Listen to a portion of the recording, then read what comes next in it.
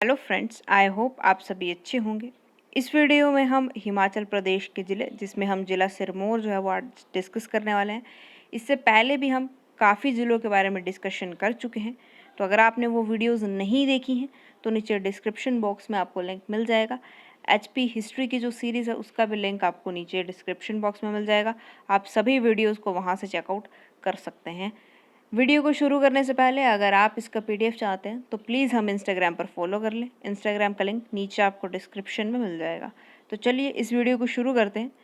सबसे पहले हम बात करते हैं भूगोल की, तो भौगोलिक स्थिति देख लेते हैं।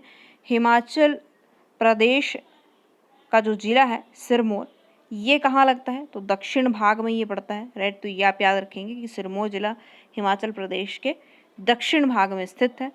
यह 30 डिग्री 22 से 31 डिग्री 01 उत्तरी अक्षांश और 77 डिग्री 01 से 77 डिग्री 49 पूर्वी देशांतर के बीच में स्थित है। यहाँ पे आप एक छोटी सी करेक्शन कर लेंगे, यहाँ पे 2 जो है वो गलती से टाइप हो गया। यहाँ पे 77 डिग्री 49 जो है पूर्वी देशांतर के बीच में ये स्थित है। उसके बाद सिरमौर जिले के पूर्व में उत्तराखंड, राइट। तो यहाँ पे पूर्व में क्या पड़ रहा है? उत्तराखंड, राइट। उसके बाद पश्चिम और दक्षिण पश्चिम में हरियाणा, तो उस तरफ है हरियाणा। उत्तर में सोलन और शिमला, राइट। तथा दक्षिण में हरियाणा और उत्तराखंड की सीमाएं लगती हैं, तो वो हमने डिस्कस कर ही लिया है। उसके बाद आप 2 नदियां याद रखेंगे, यमुना नदी और टोंस नदी। ये सिरमौर जिले की उत्तराखंड के साथ सीमा बनाती हैं, राइट। तो 2 नदियां आप याद रखेंगे। नेक्स्ट चलते हैं, हम लोग धार देख लेते हैं। तो सिरमौर जिला गिरी पार, जिसे कि टांस गिरी कहा जाता है, राइट, या टोंस, जो भी आप कहना चाहें, और गिरी आर मतलब कि सिस गिरी, राइट। तो ये 2 गिरी पार को टांस गिरी और गिरी आर को सिस गिरी जो है ये नाम है, राइट। इन 2 भागों में बांटा जा सकता है क्योंकि जो गिरी नदी है सिरमौर के बीच से बहती हुई इसे 2 भागों में बांटती है, राइट। तो अब आपको वजह पता चल गई कि किस वजह से इसको जो है वो गिरी आर और गिरी पार जो है वो कहा जा रहा है, राइट। उसके बाद जो गिरी पार है, गिरी पार क्षेत्र में चूड़धार चोटी, उसके बाद नोहरा धार, उसके बाद हरिपुर धार, उसके बाद शिलाई धार और टपरोली, राइट, टपरोली जड़ोल धार, राइट, टपरोली जड़ोल धार स्थित है। तो ये जो धार है ये आप याद रखेंगे कहाँ पे है ये? तो ये गिरी पार में पड़ती है। कौन से ज़िले में? सिरमौर में, राइट।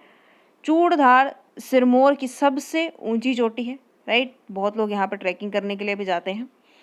उसके बाद गिरी आर की बात कर लेते हैं। तो गिरी आर क्षेत्र में सैन धार, राइट, उसके बाद धारटी धार, उसके बाद उपजाऊ क्यारदा दून घाटी, राइट। तो ये जो है ये भी आप याद रखेंगे, उपजाऊ क्यारदा दून घाटी जो है वो स्थित है, राइट। उसके बाद यहाँ पर जलाल, बाटा और मार्कंडेय नदी प्रमुख हैं। कहाँ पे? ये गिरी आर की बात हो रही है, राइट। तो यहाँ पे 3 जो नदियाँ हैं वो प्रमुख हैं, जलाल, बाटा और मार्कंडेय नदी, राइट। तो ये 3 नदियाँ आप याद रखेंगे। नेक्स्ट चलते हैं, हम लोग अब नदियों की ही बात कर लेते हैं। यहाँ सिरमौर में आपको बहुत सी नदियाँ जो है वो देखने को मिलेंगी, तो एक एक करके सबको रीड आउट कर लेते हैं। सबसे पहले यमुना की बात करते हैं। तो यमुना नदी यमुनोत्री उत्तराखंड से निकलकर हिमाचल प्रदेश में खोदरी माजरी में प्रवेश करती है और कोंच, जिसको कि ताजेवाला, ये कोई जगह हो सकती है वहाँ पे, राइट, ताजेवाला से हिमाचल प्रदेश को छोड़कर उत्तराखंड में प्रवेश करती है, राइट। तो ये पहले उत्तराखंड से ही निकलती है, राइट, यमुनोत्री से। और कहाँ हिमाचल प्रदेश में जगह है? खोदरी माजरी, वहाँ से ये प्रवेश करती है। उसके बाद जो कोंच है, राइट, कोंच से ये हिमाचल प्रदेश को छोड़कर दोबारा कहाँ चली जाती है? उत्तराखंड में ये प्रवेश कर जाती है, राइट। उसके बाद हिमाचल प्रदेश में यमुना नदी की 3 सहायक नदियां हैं। तो अब आप ये 3 सहायक नदियां याद रखेंगे यमुना की कौन कौन सी हैं? टोंस नदी, खोदरी माजरी, जो खोदरी माजरी में है, राइट।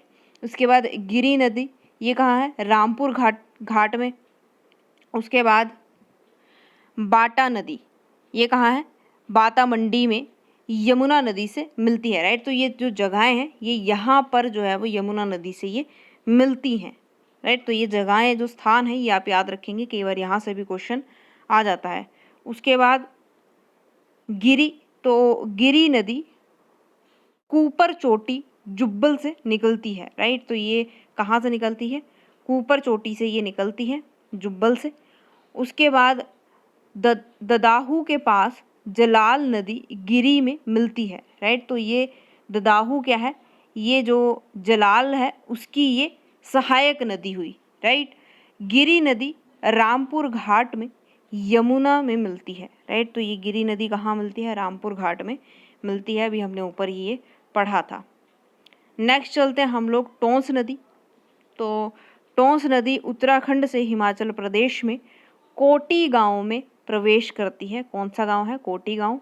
टोंस नदी खोदरी माजरी में यमुना से मिलती है, राइट। तो ये अभी हमने ऊपर पढ़ा था कि टोंस नदी कहाँ पे मिलती है, खोदरी माजरी से, खोदरी माजरी में ये मिलती है जाकर के, राइट। उसके बाद बाटा है, तो बाटा नदी सियोरी कुंड, राइट, कहाँ है ये, धारटी जो जगह है वहाँ पे है, सियोरी कुंड से निकलकर क्यादरा दून को 2 भागों में बांटकर वाता मंडी में यमुना से मिलती है, राइट। तो ये जो है ये कहाँ मिलती है, बाता मंडी में जाकर के ये यमुना से मिलती है, राइट। तो इनकी हमने बात ऊपर की थी, ये तीनों क्या हैं, सहायक नदियाँ हैं। उसके बाद जो जलाल की हमने बात की थी ऊपर यहाँ पे, तो जलाल नदी क्या है, जलाल नदी बनी गांव, राइट, ये आप याद रखेंगे, बनी गांव जो कहाँ है, नेही या वहाँ पे कोई जगह होगी, पच्छदाद से निकलकर सैनधार और धारटी धार को बांटती है, राइट। तो ये सैनधार और धारटी धार को ये बांटती है। ददाहू के पास जलाल नदी गिरी में मिलती है, राइट। तो हमने ऊपर ही पढ़ा था कि जलाल नदी क्या है, ये गिरी की सहायक नदी है, जलाल नदी गिरी की सहायक नदी है, ये हमने ऑलरेडी पढ़ लिया है।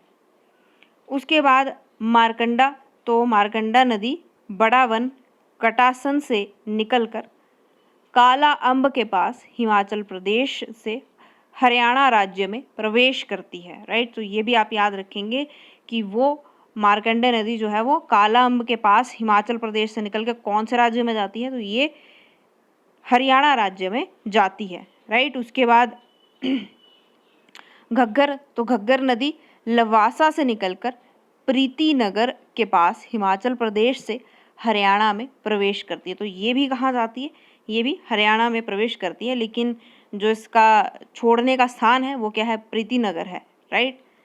अब कुछ मेले देख लेते हैं जो यहाँ के प्रसिद्ध हैं, राइट।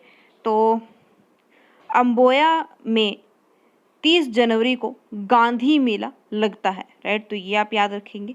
उसके बाद पुरुवाला सालवाला में नाग नाओना मेला दशहरा के दिन लगता है। तो ये आप याद रखेंगे कि नाग नाओना मेला कब लगता है, दशहरे के दिन पे लगता है। उसके बाद रेणुका मेला है, तो ये अंतर्राष्ट्रीय स्तर का मेला है, राइट। और ये कब लगता है, नवंबर के महीने में ये लगता है। उसके बाद पांतलिया में शिवलिंग है, राइट। तो पांतलिया आप जगह नाम याद रखेंगे, यहाँ पे क्या है, शिवलिंग है। पोंटा साहिब में होली पर सिखों का त्यौहार होला मोहल्ला, राइट। और शरद ऋतु में यमुना शरद महोत्सव मनाया जाता है। सिरमौर में माघी का त्यौहार और विशु जो कि मार्च और अप्रैल के महीने में जो ये लगता है, ये वहाँ उस समय का जो है ये मेला है, राइट। मार्च और अप्रैल का मेला है जिसका नाम क्या है, विशु, राइट। तो ये सभी चीज़ें आप याद रखेंगे।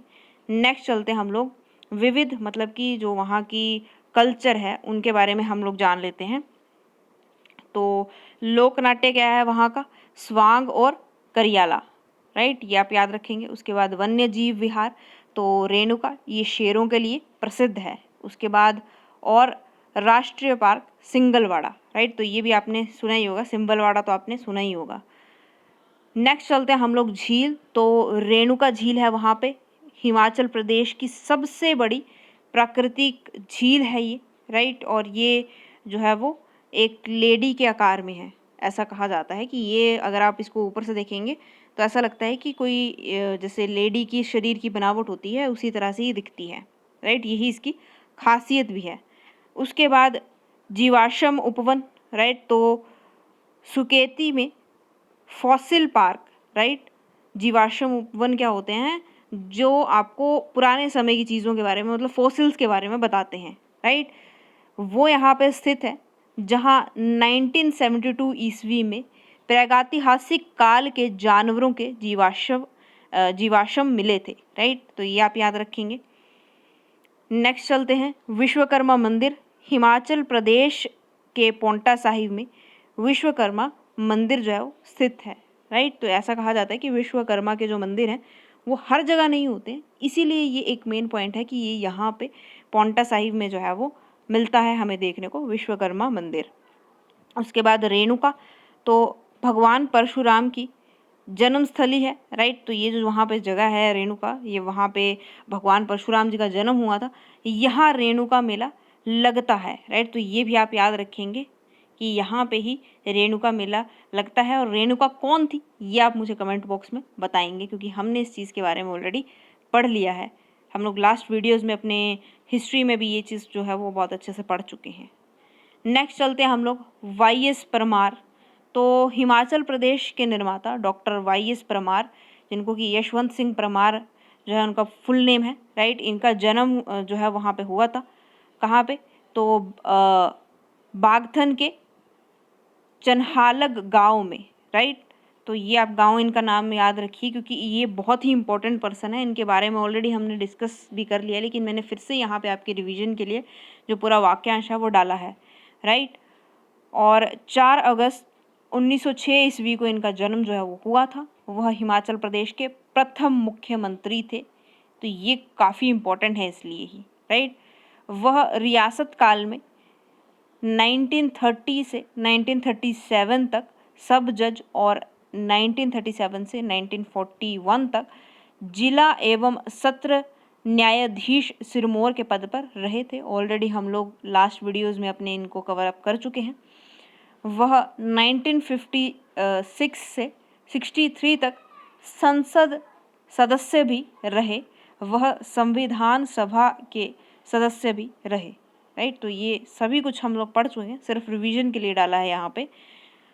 उनके प्रयासों से हिमाचल प्रदेश को पूर्ण राज्य का दर्जा प्राप्त हुआ। उन्होंने हिमालय में बहुपति प्रथा पुस्तक लिखी, राइट। तो उन्होंने कौन सी पुस्तक लिखी है, हिमालय में बहुपति प्रथा। बहुपति प्रथा क्या होती है मैंने आपको ये बताया हुआ है, आप मुझे कमेंट बॉक्स में बताएंगे कि बहुपति प्रथा क्या है, किससे जुड़ी हुई है। नेक्स्ट चलते हैं हम लोग किंकरी देवी। तो जो किंकरी देवी को पर्यावरण संरक्षण के लिए राष्ट्रीय पुरस्कार महारानी लक्ष्मीबाई प्रदान किया गया है। वह संगहाड़ की रहने वाली हैं, तो ये भी एक इम्पॉर्टेंट पर्सन है, राइट। इनको भी आप याद रखेंगे। अब कुछ क्वेश्चंस को डिस्कस कर लेते हैं जो बार बार यहाँ से रिपीटेड हैं।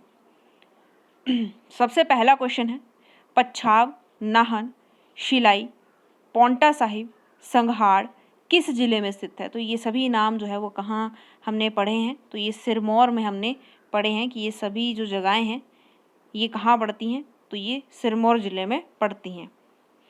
नेक्स्ट चलते हैं हम लोग 12वीं सदी में सिरमौर राज्य की राजधानी सिरमौरी ताल के बह जाने के बाद, मतलब बाढ़ में बह जाने के बाद उसका मुख्यालय कौन सा नगर बना। तो उसका मुख्यालय का कौन सा नगर बना था, तो राजवन जो है वो बना था। नेक्स्ट चलते हैं हम लोग, नेक्स्ट है जड़ोल के मियाँ चूचू किस आंदोलन से संबंधित है। बहुत बार हम इनके बारे में पढ़ चुके हैं, तो ये पझोता आंदोलन से संबंधित है। और पझोता आंदोलन के ऊपर हमने पूरी वीडियो जो है वो बनाई हुई है और डिस्कशन भी बहुत अच्छे से किया है। नेक्स्ट चलते हैं, गुरु गोविंद सिंह और बिलासपुर, हिंडूर एवं गढ़वाल के राजाओं के बीच 1686 ईस्वी में लड़ाई कहाँ हुई। तो ये कहाँ हुई थी, भगानी साहिब में, राइट। ये आप याद रखेंगे। नेक्स्ट चलते हैं, रेणुका बांध परियोजना किस जिले में स्थित है। तो रेणुका से ही आप समझ जाएंगे कि किसकी बात हो रही है, सिरमौर की बात हो रही है, राइट। उसके बाद धौला कुआं और राजवन किस जिले में स्थित हैं? तो ये दोनों जो हैं ये कहाँ हैं? सिरमौर में है। और राजवन क्या है? तो अभी पीछे पढ़ा है, मुख्यालय है जो राजवन में ही है। उसके बाद गिरी पार्क क्षेत्र और सिंबलवाड़ा वन्य जीव अभयारण्य किस जिले में स्थित हैं? बहुत ही कॉमन सी बात पूछी है, सिरमौर में ये दोनों हैं। उसके बाद अंग्रेजों ने सिरमौर के किस राजा को महाराजा का खिताब प्रदान किया था? तो ये किया था अमर प्रकाश को। और क्यों किया था ये भी हमने अपनी लास्ट वीडियोज़ में कवर अप किया है। तो आप लोग ये मुझे बताएंगे कि अमर प्रकाश को महाराजा का खिताब क्यों दिया था अंग्रेजों ने, राइट। तो फ्रेंड्स आज के लिए सिर्फ इतना ही। आई होप आपको वीडियो पसंद आई होगी। अगर आपको वीडियो अच्छी लगी है तो लाइक और शेयर करना ना भूलें। अगर आपको कहीं डाउट है या मैंने कुछ किसी चीज़ को गलत प्रोनाउंस किया है तो नीचे कमेंट बॉक्स में आप कमेंट करके हमें बता सकते हैं। इसी तरह की और वीडियोज़ के लिए हमारे चैनल को सब्सक्राइब कर लीजिए। And thanks for watching.